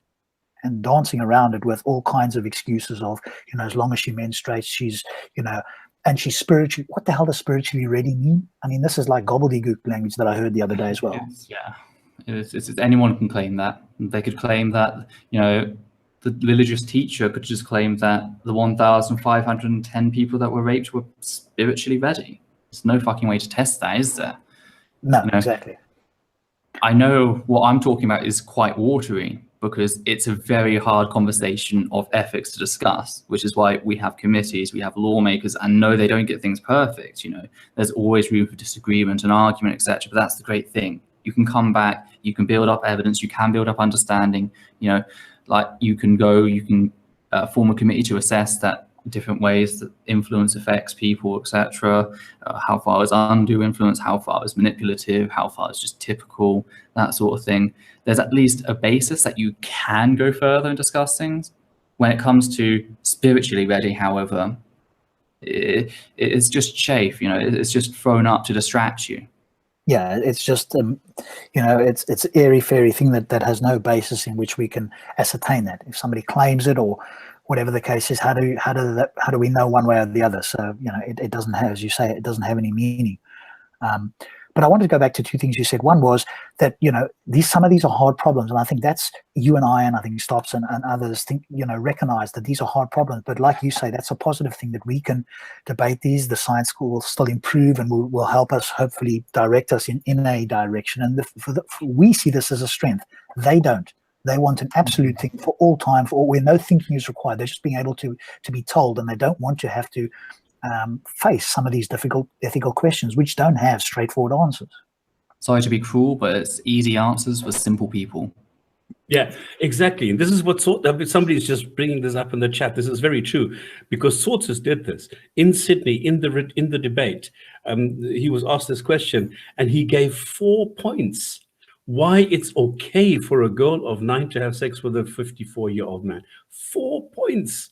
I can't believe he defended it in public at university, and he was not shooed out of the room, which is something that I would have expected or something. But no, the Muslims there lapped it up gratefully, saying, well, if Hamza Sortus is okay with this, I'm sure there must be a reason that it's good. As can hopefully be seen, I'm quite open to entertaining ideas. I'm not one who's going to rely on traditionalism. It's wrong because it's always been wrong, even though it hasn't always been wrong. But again, when it comes to rape and paedophilia, it is child rape. There is no ambiguity there. It's rape.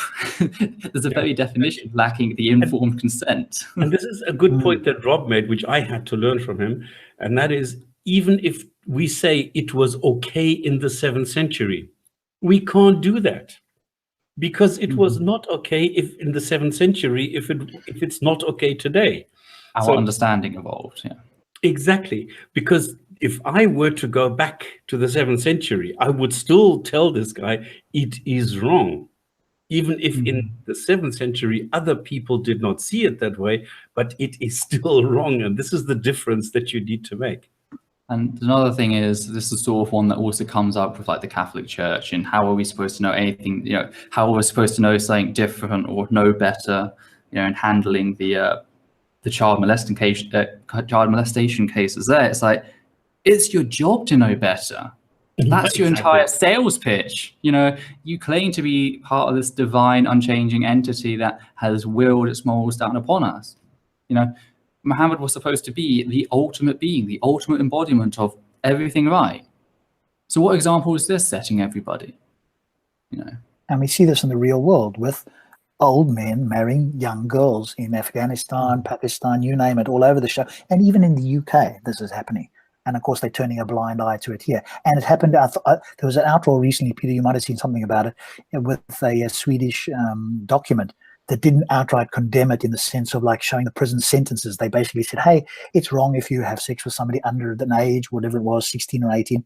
But hey, if you come into the country and you've got a 12-year-old or younger, then we're going to recognize that. And there was an outroar even in Sweden about this, which has become extremely liberal.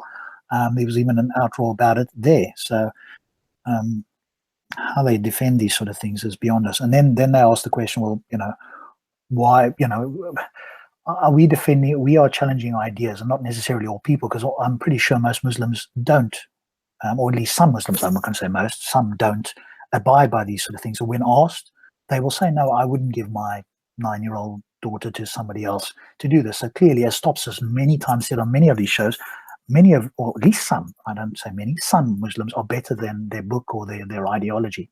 And that's something we do need to acknowledge. Than their God. or better than their God as well, which is obviously, yeah. But going back to one other thing you said, Peter, you talked about being a secular humanist. Can you, just for people who have never heard that term, and particularly our religious viewers, quite possibly, what is that? And just give us a brief breakdown of what that means.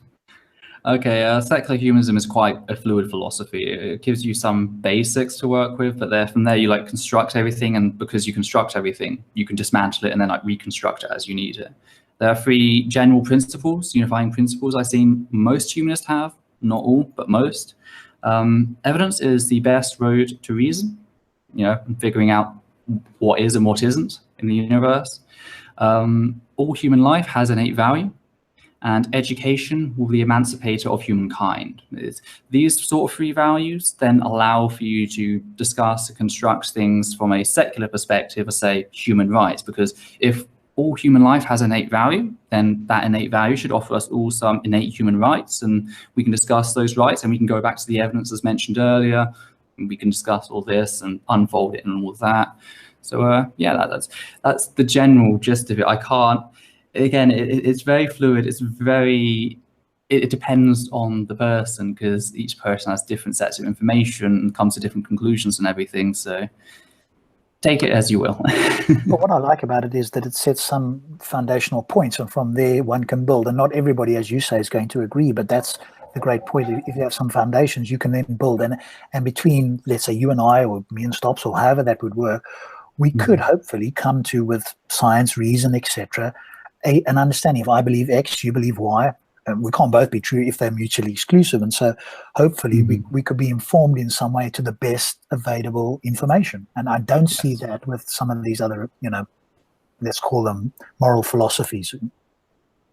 The 3 values I mentioned are subjective. People may not agree with them. They may not agree. But then again, the people who assert like their religion gives them objective morality. No, it doesn't. There are people who reject their religion's objective morality, their objective values of said religion. So, it's no more objective than what humanism offers. But if you get someone who accepts, say, the 3 values, from there, as you noted, you can find an objectively optimum standard. We can pursue, hopefully, a list of ultimate human rights, sort of thing, a comprehensive list that discusses all the nuances and aspects that give us the best understanding on how to further the life quality of everyone on this planet. So subjective values, objective end goal, hopefully. All right, so give me, on that point then, give me your view on if a religious person were to challenge you. I'll just tell you mine very quickly, but if a religious person were to challenge you, say, hey, Peter, you don't have objective morality, we do, your one is relative, if that's in fact your view, and you can perhaps say if it isn't. So in other words, inferring that your one changes, and so it's just might makes right type of thing, because they always quote Hitler. Now I'm of the moral landscape view, which does have some objectivity built into it, but maybe you can share your view if you were challenged by a religious believer. What has typically been your response to this? Well, typically I just respond that they've only replaced one mundane authority with one supposedly divine authority. What's to differentiate Hitler versus their God? Well, they might say that he created the universe. So what? What's the point? Anyone can argue that dictator X is divine. They've got some magic woo behind them that makes it right for them to dictate their morality. What's the argument against that? Okay, take a step back. Maybe it has to be a non-human. Okay, aliens. If alien claim to have some divine ability to give us moral values, would you accept that?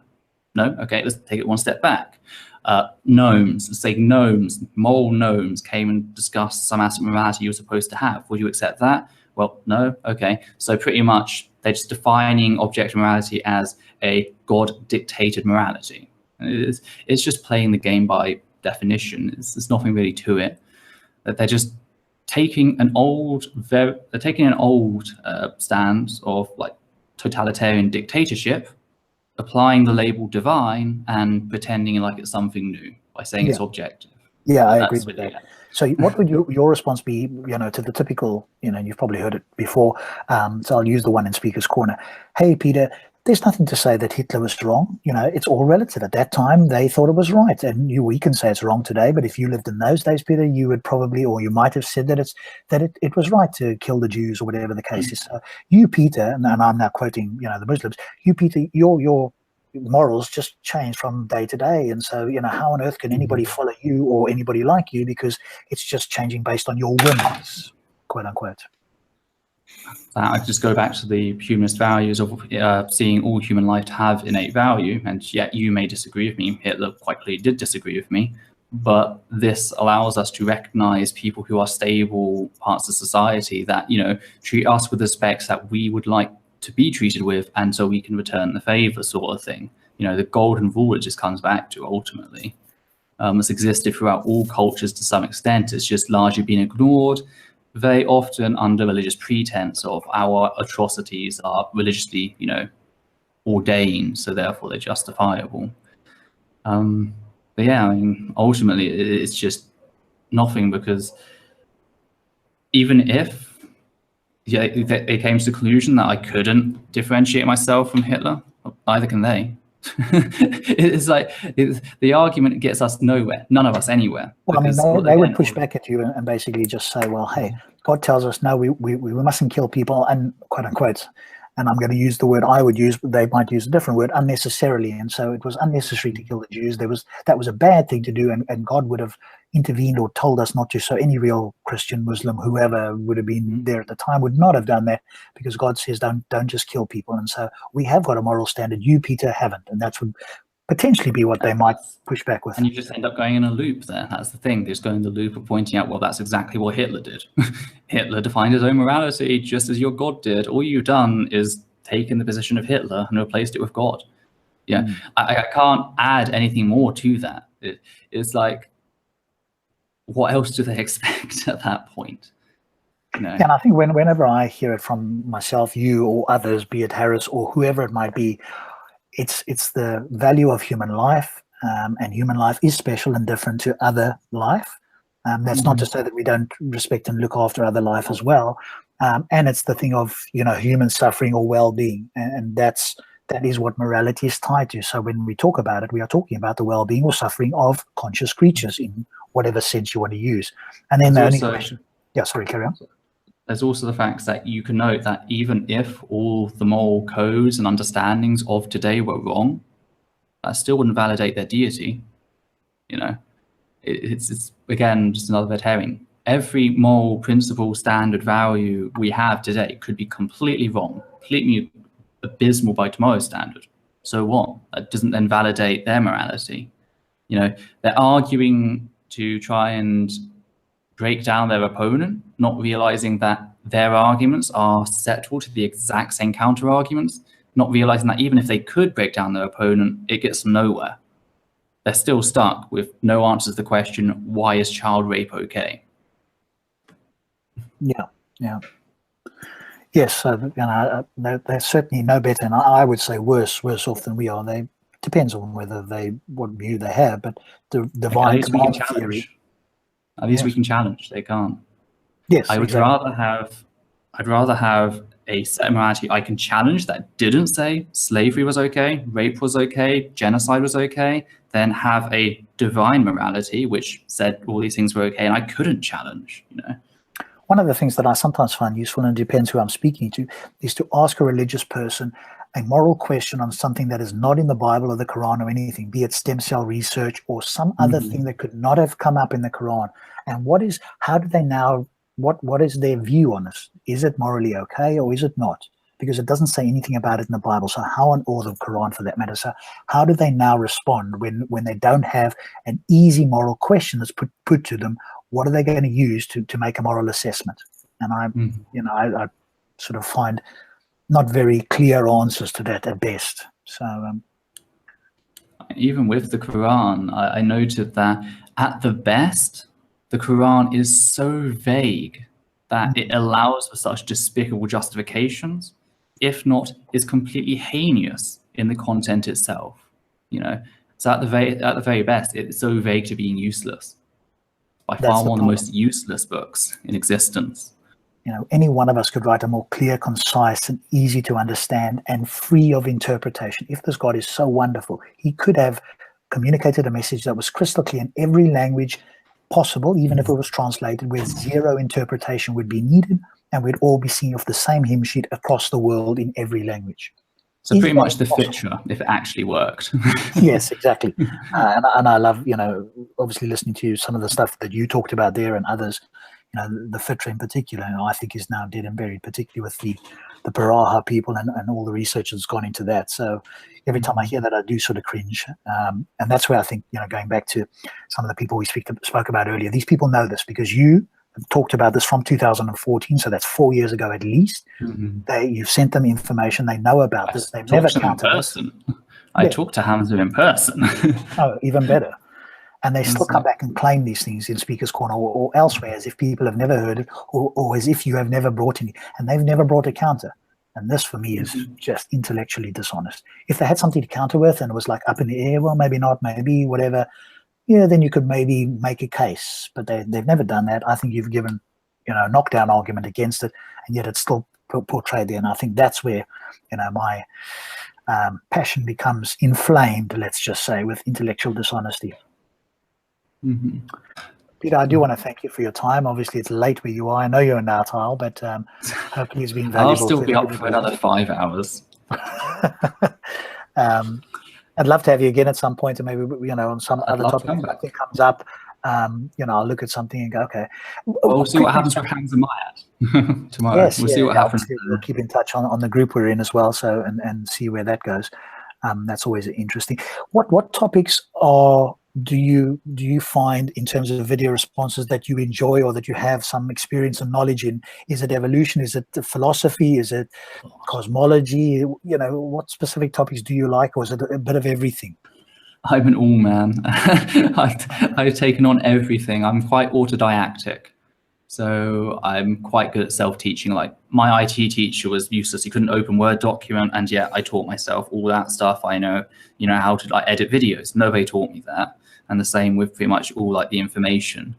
I suck at languages, which is why I've avoided most of the Muslim language arguments like the plague, leaving them to people like Stopspamming, because I hate languages. I hate, translating languages. It's just one of those things I tend to avoid. But most other things I'm quite happy to talk on. So. Okay, good. Yeah. Awesome. Fantastic. Stops, you found something? Okay. Let's look at Abu Huraira for a change. I don't know, he seems to be doing 90% of all the hadith. Allah's apostle said, once Solomon, son of David, said, tonight I will have sex with 100 or 99 or whatever women, each of whom will give birth to a knight who will fight in Allah's cause. On that, but he did not say, Allah willing. Therefore, only one of those women conceived and gave birth to a half-man. By him in whose hands Muhammad's life is, if he had said, Allah willing, he would have begotten sons, all of whom would have been knights striving in Allah's cause. If you want to know, it's Sahih Bukhari, book 4, volume 52, hadith 741. You've got to smile sometimes. I do ask myself how human beings can believe these sort of things, but we know from psychology that human minds are easily influenced, and there's a variety of ways that can happen. So, yep. All it leaves for me to say is thank you so much, Peter, for coming on, being a guest. It was absolutely brilliant. Thanks again to Stops, my co-panelist. Thank you to all the viewers, to everybody watching. We will be back again next Friday. And hopefully we will have Peter on again at some point in this year, as and when his schedule allows. So to Peter, a great thanks again. To Stops, thank you. And to everybody out there, thank you and good night for tonight. We will see you next Friday, 8 p.m. UK time. Night. Thanks, guys. Good night.